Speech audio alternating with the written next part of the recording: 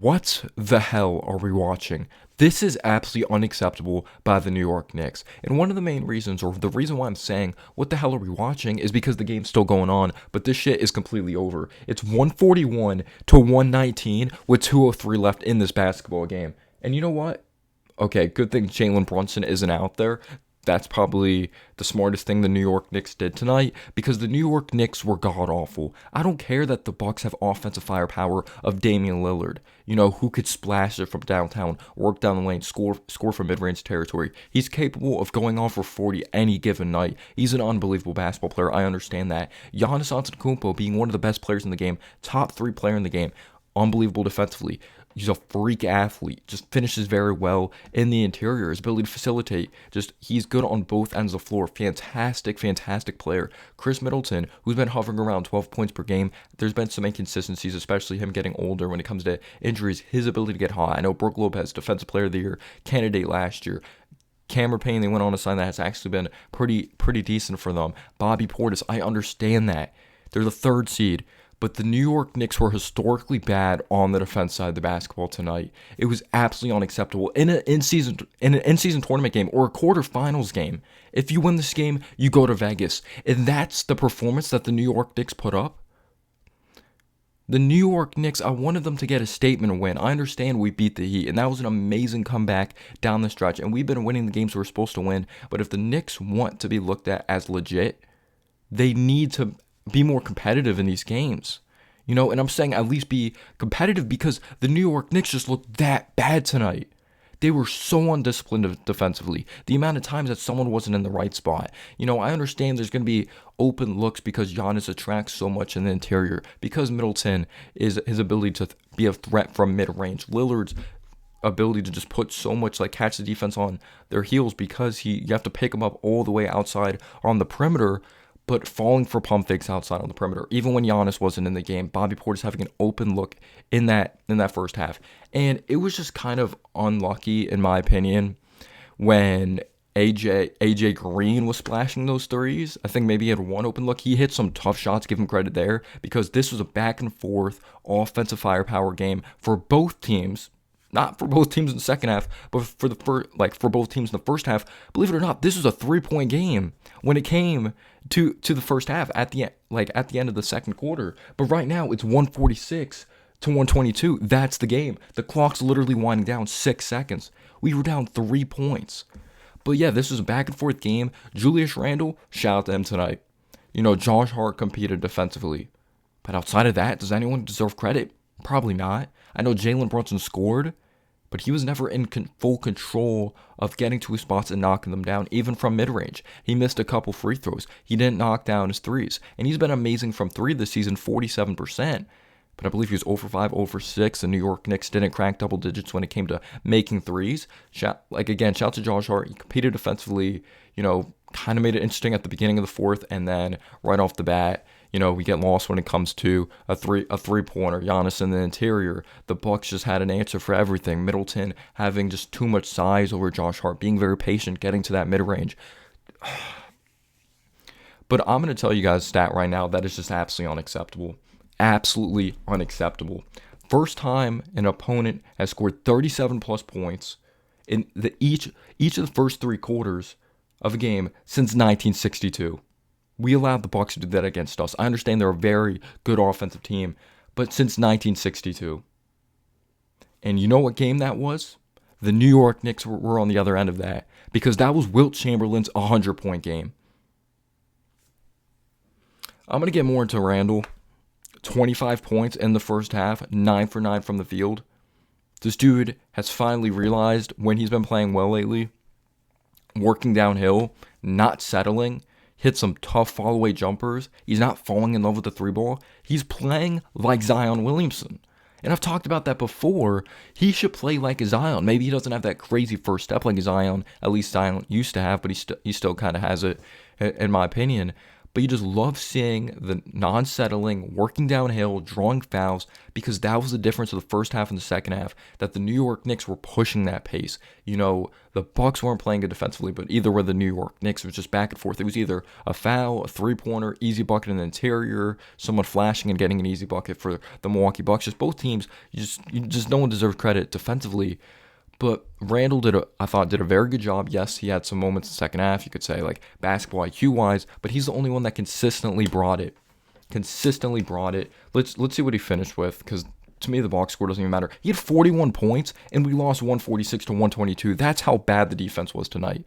And don't get me wrong, I didn't think Randall played that well defensively. He had a couple decent possessions, a very nice possession on Giannis defensively. No one showed up defensively in this game. You could say maybe outside of Josh Hart, but communication wise, as a whole team, very bad. Just very bad. Leading scorer for the Bucks, or just top performer for the Bucks, Giannis, 35 points, 8 rebounds, 10 assists. He was getting whatever he wanted in the interior.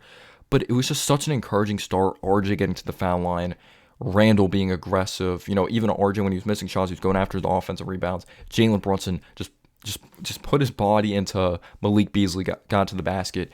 And he kind of did cool off a little bit, but then he had the huge and one. A very nice run the New York Knicks went on when Randall knocked down this three-pointer, I believe, and then Brunson, literally after Randall made the three, the Bucks ran down the basketball. Brunson stole it, had the and one and tied the game, but Damian Lillard had an answer.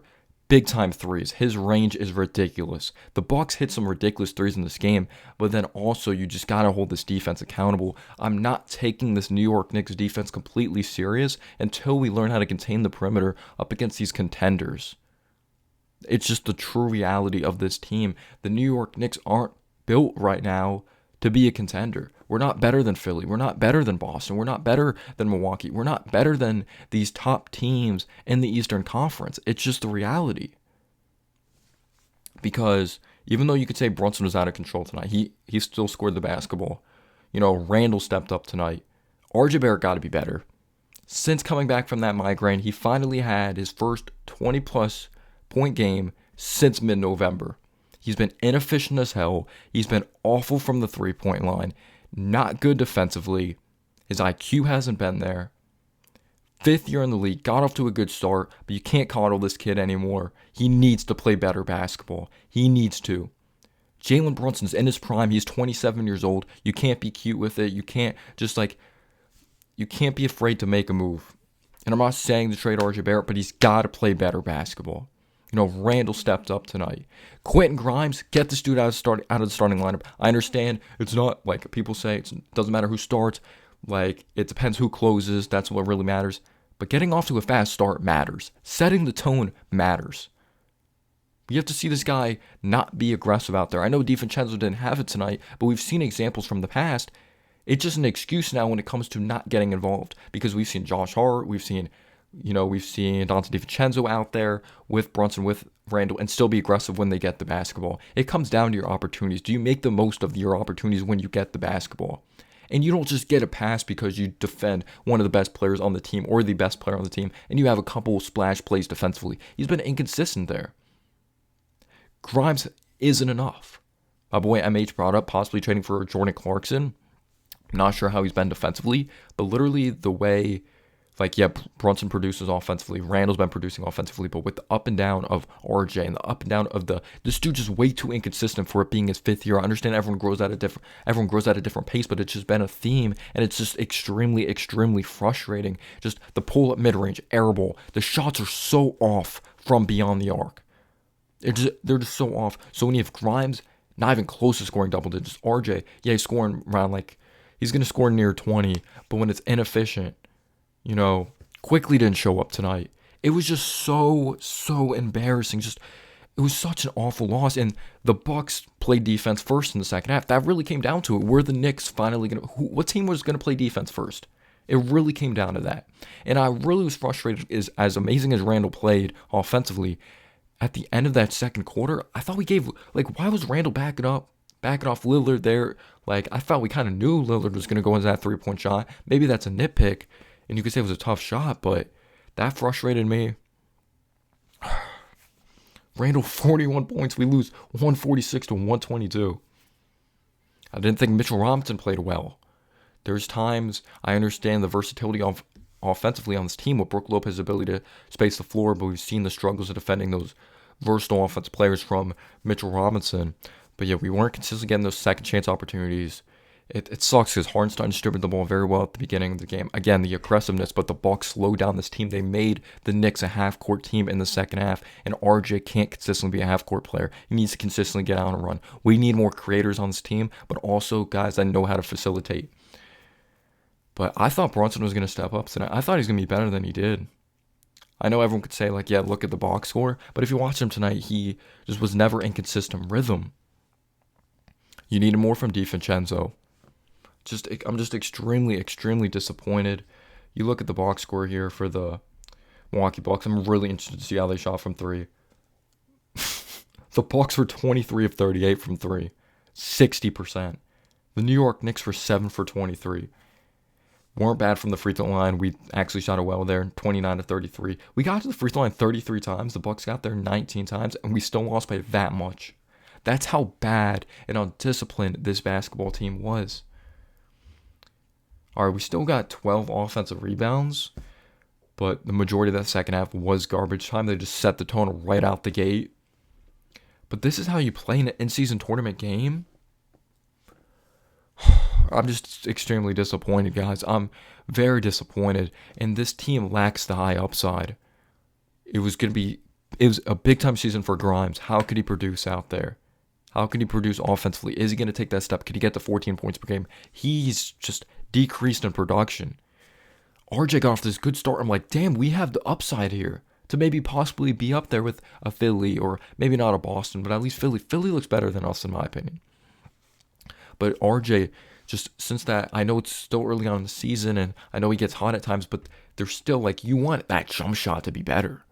With Grimes not shooting it well, you need RJ to shoot it better. And with Randall being more aggressive now, Mitch doesn't shoot threes. Your Brunson literally is carrying this team from the three-point line, even though he didn't shoot it well tonight. That was big time. He didn't shoot it well, even though he shot 47%. I thought the Knicks played with heart, but they didn't play smart. They played undisciplined. It was just so freaking frustrating. So frustrating. I understand, again, the Bucks are the three seed. But man. All right, so Randall, 41 points, 14 of 19 shooting, 2 of 2 from 3, 11 of 12 from the free throw line, 6 rebounds, 5 assists, 4 turnovers. You could say held on to the ball too long at times, but that's just nitpicking. But yeah, defensively, this whole team had to be better. Mitchell Robinson, though, in 27 minutes, 4 rebounds, only 1 offensive rebound. That's key. 2 points. Jalen Brunson, 24 points, 10 of 22, but the key is he was 0 for 5 from 3. He had 6 assists. He's actually been distributing the ball well lately. He was missing shots he usually makes, in my opinion, but they just weren't going down. RJ Barrett, 7 for 18 from the field, 1 of 4 from 3. When the Knicks were kind of making it interesting in that fourth quarter when we cut it to 10 or 11, when Josh Hart had made a 3. You know, he had a very nice steal when he was picking up someone full court. We had a chance to hit like kind of a momentum shot to cut this to a 9-point game. RJ missed a wide open 3, but he was 1 for 4 from 3, but he was 8 for 8 from the free throw line. 1 assist.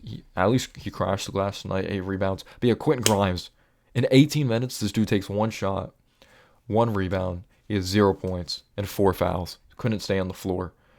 Jacob Toppin played for 2 minutes. I probably didn't catch that because I was recording the video. Isaiah Hartenstein, 4 points, 5 assists, 7 rebounds.